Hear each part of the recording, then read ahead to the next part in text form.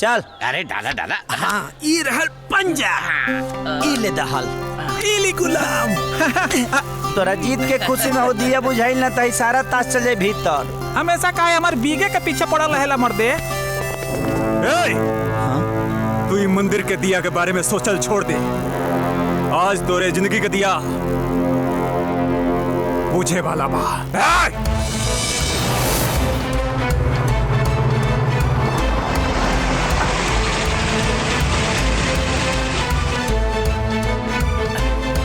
अरे पागल, तोरा के मना कैले रही ना घरे आवे से। जब तू हमरे यहाँ आ सकेला तो हम तोरे यहाँ काहे ना आ सकेनी। अरे ज्यादा हुज्जत मत करा। ई बतावा काम भइल की ना? खाली काम नहीं खे भाई, बल्कि ससुरा के टपका देहनी। मतलब गुस्सा में हमार माइंड मेंटल हो गल रहे, यही से ससुरा के टपका देहनी। तू बोलले रहला तेही से दुब्बर पातर बा, लेकिन वो साढ़ रहे साढ़। देखा हमार का हाल कैले बा। ओके मारे में मेहनत डबल लागल बा, यही से हमके डबल मेहनत खातिर 1 लाख रुपया और चाहिए। देखा एको नया रुपया और ना मिली। कैसी जितना की सुपारी हम तोरा के दिले रहनी ना, अच्छा उससे ज्यादा के पान किया दिले बानी तोरा के। हम ता खाली हाथ गोड़ तोड़े खातिर बोले रहनी। अच्छा और तू मर्डर कर देला, तई तो हर प्रॉब्लम बा। हाँ। हमार प्रॉब्लम बा, ठीक से सोच ला। चुपचाप हमके पैसा ना देला ना तो तोरे भगनी के बता दे कि राजू का हत्या तू करवाले वाला। राजू का कैले रे? ये का कैले? राम नाम सत्य है, राम नाम सत्य है, राम नाम सत्य है, राम नाम मोती रुको मोती। एक आभल राजू के ये सब जा बेरहम बेवफा कातिल का बिगड़ले रहल हमार दोस्त। ओकर तू जान ले लेलू, मरल जवानी में अर्थी पर सुता देलू। ना मोती, हम कुछ नहीं के कैले, वो सब हमार कंस मामा कैले बा। चल झूठी, अगर तोहरे अंदर तनको इंसानियत नाम के चीज होके तो चीता जरे से पहले हमार दोस्त के आई लव यू बोल दा। कम से कम ओकरे आत्मा के शांति मिली। जा जा, तोरे पाप के प्रायश्चित हो जाई। रुक जाओ राजू, हमके माफ कर दो, हम बेकसूर बानी। तू हमके छोड़ के कहाँ चल गईला? हम तोहरा बिना अकेले कैसे जियब? भगवान कसम, हम तोहरा से बहुत प्यार करेनी। उठा राजू, हमके गले लगा ला। I love you Raju, I love you। I love you too।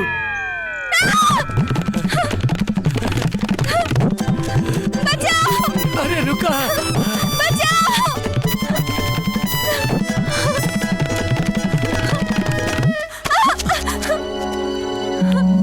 Raju, Raju, तो ठीक तो बाड़ा ना?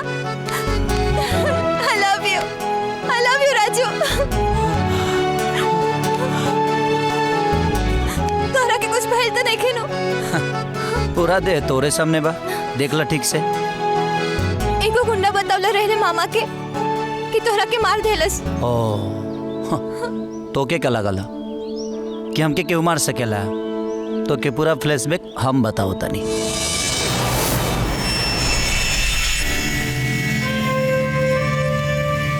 हमरा जिंदगी के दिया छोड़, अगर ते मंदिर के भी दिया बुझा दे लेना तो तोरा के असली बाप के औलाद समझब। कौनो बीच में मत यहाँ सरे।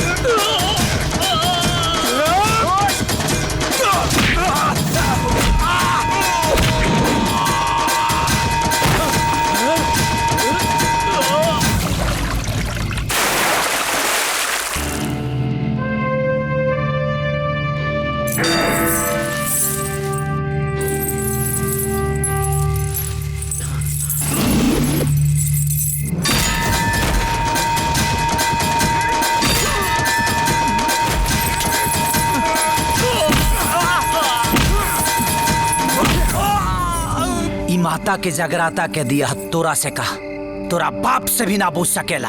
बताओ तोरा के भेज ले बा, बताओ। बताओ थे भैया, हमरा के यहाँ राजश्री के मामा भेजले रहलन रउआ के पीटे खातिर। अच्छा जी। तो जाके ममुआ से कह दिए कि ते राजा के मार देली। जी भैया। हमार गैर हाजिरी में हमार बिटिया के खुशी देवे के बजाय मुझे दुखी कर देले। देखिए जीजा जी, चुप! बेटी के खुशी में हमार परिवार का खुशी है, और ओकर खुशी से कोई खेलस तब हम ओके बख्शे अपना। गलती हो गई जीजा जी, माफ कर दी। और आइंदा से गलती होके के ना चाहिए। अगर हमार बेटिया केहू के पसंद कैला सा तो जरूर वो काबिले तारीफ हुई।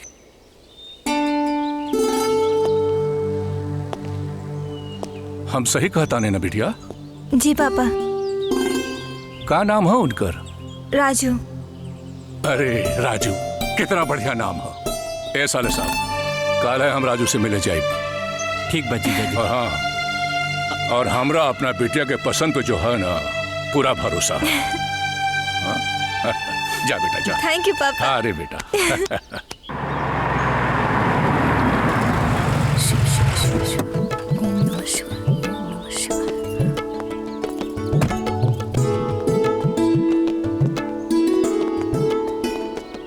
भाजी प्रणाम। खुश रहा खुश रहा। राजश्री से तोहार बहुत तारीफ सुन ले रही हाँ, और आज मुलाकात भी हो गई। जी आई ना, बैठी बाबूजी। Thank you. माई कुछ नाश्ता पानी लेके आवा, राजश्री के बाबूजी आइल बनी। अरे सब तो ठीक है, तने हमरा के ये बतावा कि काम का करेला? बाबूजी कुछ जमीन के टुकड़ा बा, वही में खेती बाड़ी करी ले। वही से 2 वक्त के रोटी भी चल जाला और खुद के खर्चा पानी भी निकल जाला।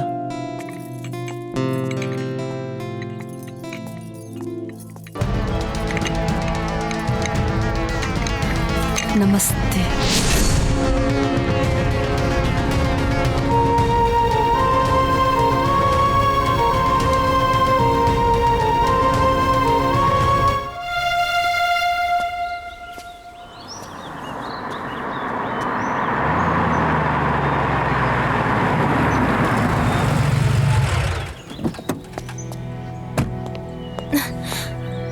का बात बहन पापा?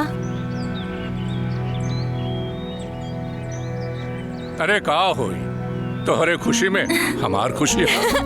थैंक यू पापा, लव यू पापा। अरे हम हो तो तोके बहुत प्यार करीला। तोहरे सिवा ये दुनिया में हमार के हो। बेटा पहले तोहार एग्जाम, फिर तोहार शादी।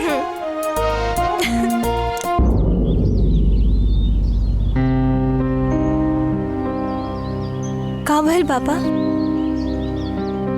कुछ ना बेटा, तोहरे विदाई के दिन याद करके आंख भर आई। तो हम थोड़ा से दूर थोड़ी ना जाता नहीं, हम तो ऐसे न रहब। ऐसे तो हम निश्चिंत बानी। देखा एक बात सुनो, सामने तुम्हारा एग्जाम हो, ध्यान लगा के पढ़ाई करो, ठीक है? जी पापा। पापा काले कॉलेज के आखिरी दिन है, हम एगो गेट टुगेदर पार्टी रखल चाहता नहीं और अपना सारा फ्रेंड से राजू के भेंट कराल चाहता नहीं। अरे तो रखा पार्टी, मिलावा सबके। का प्रॉब्लम है? Thank you. मजा है ना? तो रुका, हम ड्रिंक लेके आवता नहीं। हाँ। का बस? हाँ। इतना बड़ा पार्टी में आयल बड़ा, कम से कम ढंग के कपड़ा तो पहन के आयल तो। अबे घोचू, पहले ते ही बताओ कि अच्छा कपड़ा पहन के ते का उखाड़ ले बड़े। सही बोला ताड़ा। हमनी सब दाना डलते रह गई और सोन चिड़ैया ई उड़ा ले गई। अरे भाई, इनकर चेहरा और कपड़ा पर मत जालो, ये बहुत सातिर बा। एकदम ठीक जगह पर निशाना लगैले बा कि शादी होते ही लाइफ सेट हो जाए। अरे यार, हम टोटली कंफ्यूज बानी। राजश्री इस चिरकुट के चक्कर में फंस कैसे गई? सुन, प्यार ऊंच नीच कपड़ा लाता जात पात देख के ना होला, उठा बस हो जाला। उतानी के समझ में ना भाई। अगर ऐसे बात बता, राजश्री के साथ हमने बचपन से पढ़ी ला जा, उनके हमनी से प्यार काहे न भइल? हाँ, तहनी में से कौनो करे लायक नहीं खसा। हाँ, हमनी के झरिया के खेत के मुरे हई सन आ तू लंदन के राजकुमार है। फोकट के दारू पीऊ और अपना औकात में रहो।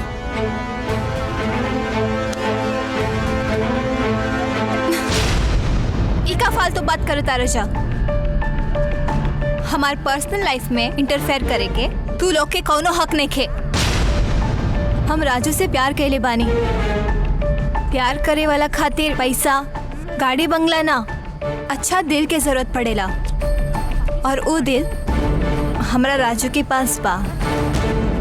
इनका साथ हम खुला आसमान के नीचे रह ले, इनका प्यार के छांव में अपन पूरा जिंदगी गुजार ले। वो तो अच्छा भइल कि पापा हमार शादी खातिर तैयार हो गए ले, ना तो राजू खातिर हम उनके भी त्याग देती। घर दुआर जमीन जायदाद सब छोड़ देती। और बचपन से तू लोग हमरा पीछे पड़ल रहल जा। धोनी के हम लिफ्ट ना देनी तो तू लोगन के मिर्ची लागता, यही से हमार प्यार के इंसल्ट करता रजा। हम बहुत बड़ गलती कर देनी तू लोग के ऐजा पार्टी में बुला के। धोनी लोगन के कौनो स्टैंडर्ड नहीं खे, ना प्यार के मतलब मालूम बा। चलो राजू, ये लोग से बात करल बेकार बा। चलो चैन बंद कर। पूरा फिल्म देखे खातिर अभी डाउनलोड करी दंगल प्ले ऐप।